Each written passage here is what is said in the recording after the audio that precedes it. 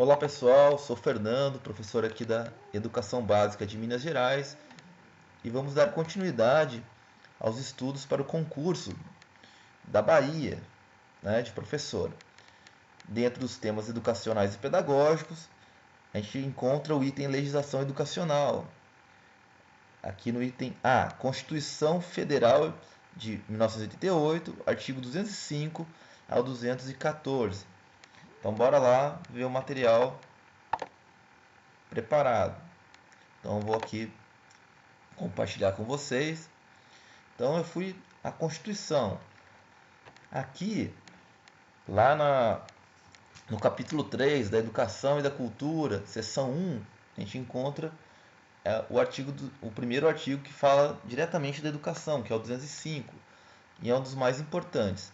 Pessoal, vamos tentar aqui observar esses artigos, de maneira tranquila. A gente vai tentar entender, o que está falando do artigo 205 ao 214, ok? Então, a educação é direito de todos e dever do Estado e da família. Será promovida e incentivada com colaboração da sociedade, visando ao pleno desenvolvimento da pessoa, seu preparo para o exercício da cidadania e sua qualificação para o trabalho. Então, pessoal, a educação é direito de todos, dever de quem? Do Estado e da família, ok? E ela visa o quê? O pleno desenvolvimento da pessoa, do estudante, o seu exercício da cidadania e sua qualificação para o trabalho. Então, é importante observar esses objetivos aqui da educação nacional. Vamos agora dar uma olhada nos princípios, quais são os princípios do ensino no Brasil. Então, o primeiro, igualdade de condições para o acesso e permanência na escola. Liberdade de aprender, ensinar, pesquisar e divulgar o pensamento, a arte e o saber. Pluralismo de ideias e concepções pedagógicas e coexistência de instituições públicas e privadas. Gratuidade do ensino público em estabelecimentos oficiais. Então, nesses 4 primeiros é importante a igualdade de condições, a liberdade, para desenvolver o ensino. Essa questão do pluralismo, pessoal, são das concepções pedagógicas, que a gente já viu antes. E aqui é importante que no Brasil é permitido as instituições privadas de ensino e a gratuidade em instituições públicas oficiais. Ok? Então, esses são os primeiros 4 princípios. Vamos para os próximos 4. Ok? Então, valorização dos profissionais da educação escolar, garantidos na forma da lei, planos de carreira, com ingresso exclusivamente por concurso público, de provas e títulos aos das redes públicas. Então, gestão democrática do ensino na forma da lei, garantia de padrão de qualidade e o piso salarial profissional nacional para os profissionais da educação escolar pública, nos termos da lei. Pessoal, observem aqui que a emenda constitucional número 53 de 2006 ela é bastante importante. E ela vai trazer algumas alterações, algumas inclusões importantes aqui para o direito, da educação. Então aqui, valorização dos profissionais e piso salarial. Para além que nós já tínhamos aqui a gestão democrática e um padrão de qualidade. Então, pessoal, esses são os princípios que guiam o ensino no Brasil. Agora, o artigo 207.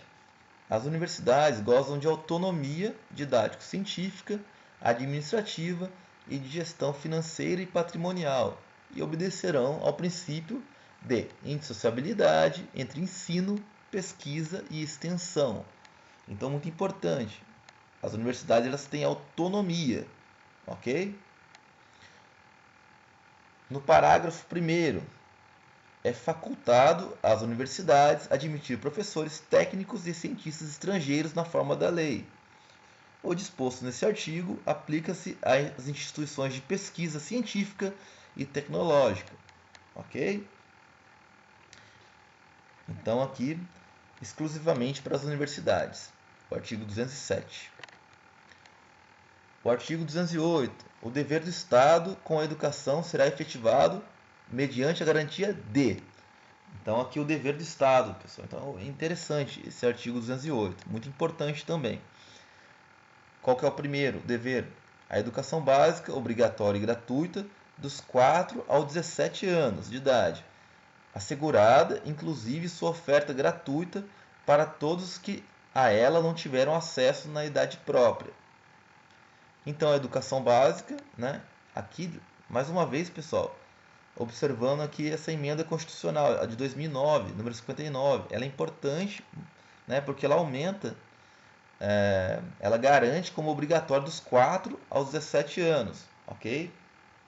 Então é obrigatória e gratuita, inclusive para o pessoal que não teve acesso, então na modalidade EJA, ok? Qual que é o segundo dever? Progressiva universalização do ensino médio gratuito, ok? Atendimento educacional especializado aos portadores de deficiência, preferencialmente na rede regular. Então, outro item importante, preferencialmente na rede regular, ok? Qual é o próximo dever? Educação infantil em creche e pré-escola a crianças até 5 anos de idade, ok? Acesso aos níveis mais elevados do ensino, da pesquisa e da criação artística, segundo a capacidade de cada um. Oferta de ensino noturno regular, adequado às condições do educando, né? Se aquele educando que trabalha, principalmente no ensino médio, então ele tem essa oportunidade do ensino regular noturno, ok? Atendimento ao educando em todas as etapas da educação básica por meio de programas suplementares de material didático escolar, transporte, alimentação e assistência à saúde. Mais uma da emenda número 59. Ainda complementando essa emenda, esse item 7, né? O parágrafo 1º fala o seguinte: o acesso ao ensino obrigatório e gratuito é direito público subjetivo. Então o Estado tem que garantir, ok? Então aqui dentro aqui do artigo 208, a gente tem esse parágrafo 1º que fala, isso às vezes cai no concurso, já caiu em concursos que eu fiz, que fala que é um direito público subjetivo, então o Estado tem que garantir. O não oferecimento do ensino obrigatório pelo poder público ou sua oferta irregular importa a responsabilidade da autoridade competente, ok? Então compete ao poder público recensear os educandos no ensino fundamental, fazer-lhes a chamada e zelar junto aos pais ou responsáveis pela frequência à escola.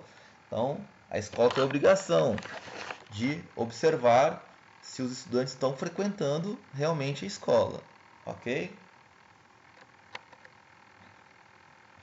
Então, bora para o artigo 209. O ensino é livre à iniciativa privada, atendendo, né, às seguintes condições. Então, como a gente viu lá anteriormente, o ensino no Brasil ele pode ser privado. No entanto, ele tem que cumprir algumas condições. Então, ele deve cumprir das normas gerais da educação nacional. Então, qualquer escola privada segue todas as normas gerais, ok? A LDB, a BNCC, enfim, todas as normas gerais. Ele também tem que ter autorização e avaliação de qualidade pelo poder público, ok? Então, é possível sim uma escola privada, mas tem que seguir todos esses parâmetros. Artigo 210.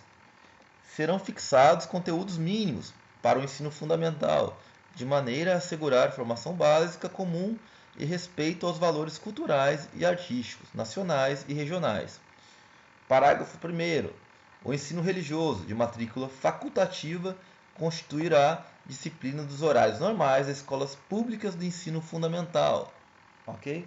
No parágrafo 2, o ensino fundamental regular será ministrado em língua portuguesa, assegurado às comunidades indígenas também a utilização de suas línguas maternas e processos próprios de aprendizagem. Então, pessoal, aí está falando também aí dos nossos currículos, né? Também. Então tem conteúdos mínimos, né? E a gente tem que observar essa questão aí da matrícula facultativa e das comunidades indígenas, ok? Artigo 210. Lembrando, pessoal, que a BNCC também vai trazer mais detalhes sobre esses conteúdos mínimos, ok? Artigo 211. A União, os Estados, o Distrito Federal e os municípios organizarão em regime de colaboração, ok? Colaboração seus sistemas de ensino. Então aqui os parágrafos vão delimitar a obrigação de cada unidade federativa. Então a União organizará o sistema federal de ensino, os territórios, financiará as instituições de ensino públicas federais e exercerá, em matéria educacional, função redistributiva e supletiva, de forma a garantir a equalização de oportunidades educacionais e padrão mínimo de qualidade do ensino mediante assistência técnica e financeira aos estados, ao Distrito Federal e aos municípios. Ok? Essa questão da redistributiva e supletiva é muito importante para o padrão mínimo de qualidade, né, pessoal? A busca da equalização. Então, a União tem essa incumbência. Os municípios atuarão prioritariamente no ensino fundamental e na educação infantil. Então, os municípios prioritariamente no ensino fundamental e na educação infantil. Já os estados atuarão prioritariamente no ensino fundamental e médio. Ok? Parágrafo 4º. Na organização de seus sistemas de ensino, a União, os estados e o Distrito Federal e os municípios definirão formas de colaboração, de modo a assegurar a universalização do ensino obrigatório. Parágrafo 5º. A educação básica pública atenderá prioritariamente o ensino regular. Ok? Então, aqui, o artigo 211 e as atribuições a cada ente federativo. Artigo 212. A União aplicará anualmente nunca menos que 18 e os estados, o Distrito Federal e os municípios 25% no mínimo da receita resultante de impostos, compreendida e proveniente de transferências na manutenção e desenvolvimento do ensino. Então, isso é muito importante, né, para garantir que tenha recurso para a educação. Apesar da gente ter o teto, né, de gastos para educação instituído aí no governo Temer, mas a gente tem um mínimo pelo menos, né, que garante recursos para a educação.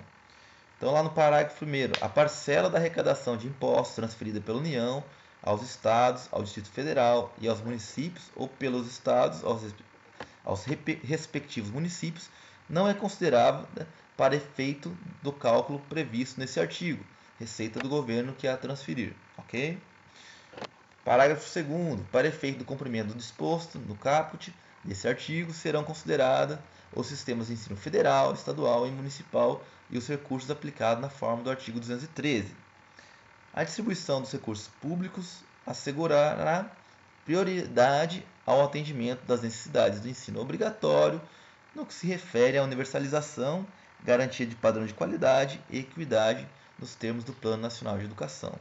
Os programas suplementares de alimentação e assistência à saúde, previstos no artigo 208, item 7, serão financiados com recursos provenientes de contribuições sociais e outros recursos orçamentários. Ok? Então, essa questão de recursos, pessoal, é bastante complexa. Ok?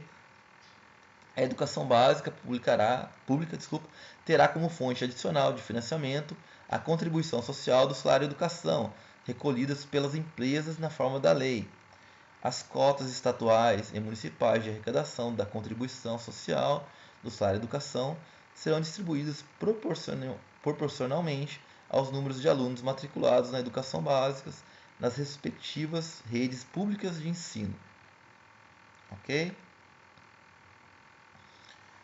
Ainda o artigo 213, ainda falando de recursos, né? Os recursos públicos serão destinados às escolas públicas, podendo ser dirigidos às escolas comunitárias, Então, ainda pode ser, né, distribuído para escolas comunitárias, confessionais ou filantrópicas definidos em leis que. Então, como que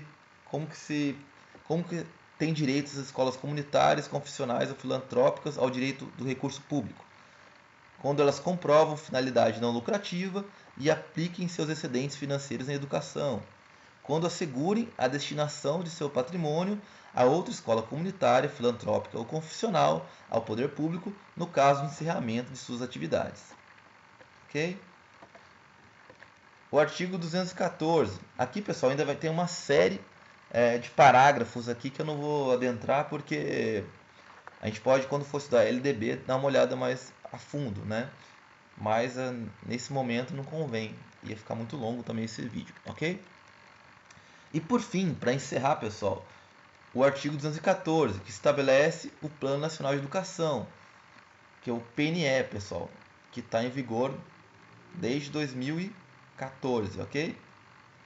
Então, ele é decenal e com o objetivo de articular o Sistema Nacional de Educação em regime de colaboração e definir diretrizes, objetivos, metas e estratégias, né, de implementação para assegurar a manutenção e desenvolvimento do ensino em seus diversos níveis, etapas e modalidades por meio de ações integradas dos poderes públicos das diferentes esferas federativas que a conduzam a. Então a gente vai conhecer aqui os, as ações, né? Quais são os objetivos e finalidades. Pessoal, só relembrando que a gente já viu aqui dentro do Plano de Educação Estadual da Bahia os objetivos, metas, né, e estratégias. Aqui muito parecidos com o PNE, tá bom? Então, quais são as ações, né, que visam, né, que todas as ações buscam o quê, né? Quais são as finalidades? Erradicação do analfabetismo, universalização do atendimento escolar, melhoria da qualidade do ensino, formação para o trabalho, promoção humanística, científica e tecnológica do país e estabelecimento de meta de aplicação dos recursos públicos em educação com proporção do produto interno bruto. Ok? Pessoal, a base de informações é a Constituição Federal de 88, então tudo isso aqui está lá na Constituição. Espero, pessoal, um pouco maçante, né, essa questão de lei, mas espero que a gente possa ter alcançado que o objetivo que era conhecer essa a lei, né? Como que a educação está dentro da Constituição, né? Então é isso, pessoal. Um abraço, até a próxima.